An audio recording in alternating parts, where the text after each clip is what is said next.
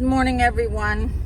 I jump in my car and I get 2 warning lights saying check my tire pressure is off on both rear tires. So as soon as I go rent the storage unit, I'm coming back into town and fixing it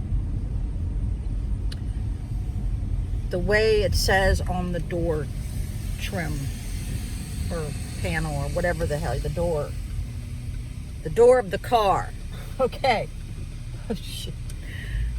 So for all you yard sellers and people who go to moving sales and things like that,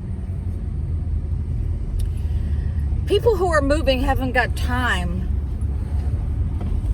to answer your silly questions. We're busy packing, people. So I've set aside a day for people to come, all right? First come, first serve. I'm not going to finagle or haggle. I already got it, everything priced good. The reason why I have to even have a moving sale is because I wasn't hardly given any notice that the sale was going to go through. It was a lot of haggling and addendums. I just shredded a stack of addendums like this. I was sent an addendum that looked like she had signed my contingency. She wanted me to lower the price $3,000, and she agreed to it. She signed it, but then I looked at it a little careful, and the realtors made a mistake. This was an old addendum that they were trying to slide by me. I don't know what they were after. I don't know, but I catch things like this. This is what I'm good at. So she hadn't agreed to it, but it was making me think that she had. So, and I just made a wrong turn. Oh my God. I never leave my town, so I get a little disoriented. So I've got to go to Dahlgren, which means I've got to get back. Oh my God. I keep thinking Dahlgren's on the way to Montrose. What a silly fool I am. Okay. So back to my story.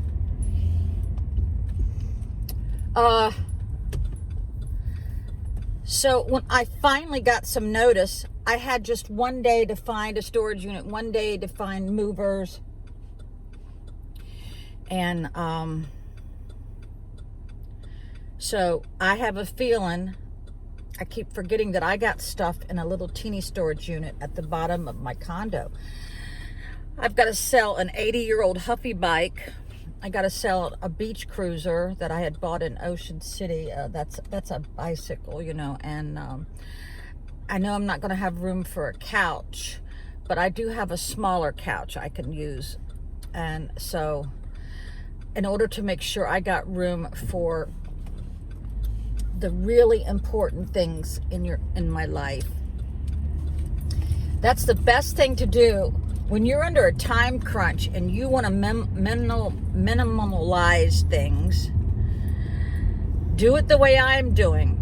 As I touch something, it either goes in a Goodwill pile or it goes in a trash pile or a giveaway pile, or it gets put in a box and sealed up. So I am being brutal, people. Yeah, my girlfriend says, you're kind of slow packing. I said, no, I'm not. I said, you haven't seen me at my job. When I'm at my job, I work as fast as I can.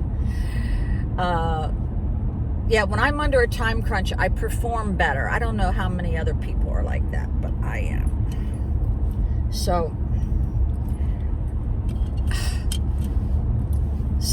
I'm not going to be on my phone telling people, will you take this price or will you take, no, just show up and hand me cash, okay?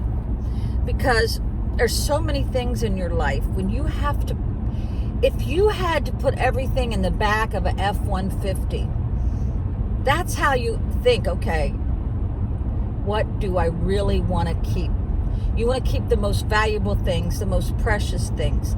The other things that you can go to a thrift store and get. Don't sweat it, don't sweat it. But my Christmas decorations are very important to me. I've given away probably over half of them to my granddaughter. I also look at it this: get rid of the stuff that you know that your family's not going to want to go through if you die, okay? Do that for your family right now. Now, I still have all my paperwork from 40 years of my marriage that I still need to purge. But the problem is, I really need to take it to a shredder place, because if I had to shred all those papers, it would take me the end of my life. Like I said, I ended up shredding addendums that kept getting sent to me. Now, this is the funny thing. The realtors were sending me addendums saying, you need to sign this. No. You don't talk to a client like that. It's up to them whether or not they want to agree to it. So I was like, every other hour I was getting an addendum. So bullshit stuff. Okay. Bullshit stuff. So I have no food in my house. Oh, I take that back. I've got some old Domino's pizza that I froze when I'm near starvation. I know I've lost 3 pounds. Every time I move, I lose about 8 pounds. Because I have moved so many times in the middle of my divorce. And everybody says, why? Well, it's because I owned a lot of homes. I would move from one home to another. And then I finally got my own place rented. And then I was on alimony, and then now I'm not on alimony, and then I went to work, and so there was different reasons why I had to move so much, okay? It was no fault of my own, people.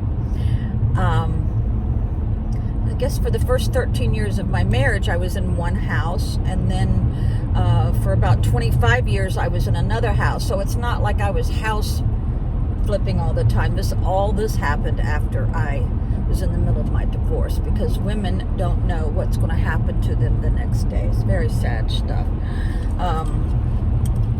So the sun is out, and I noticed this morning it was very chilly, so I had the AC on 70, and it was cold, so I had to take the chill off the air and put on that heat. Now here it is, like October, what is it, the 19th or 20th? The 20th, I think. So please, guys, remind me to check my tire pressure. I know how to do it now. Okay. I've done some other videos, but I can't put them up for my own safety reasons until after I've moved. Very cautious about that. I was telling this one lady what I had for sale. She goes, I live upstairs. I said, oh, okay. She's probably thinking, what's wrong with this lady? Oh my God. So I'm going to try to make one of my family functions. I can't make, I don't know if I could make a wedding. I was supposed to go to a wedding reception. I was supposed to go to a birthday party for my favorite nephew. So I'm going to try to do that, but it means I'm going to be on the road a lot, so I better get my tire pressure fixed. So I'll say goodbye, everybody. Thank you for watching.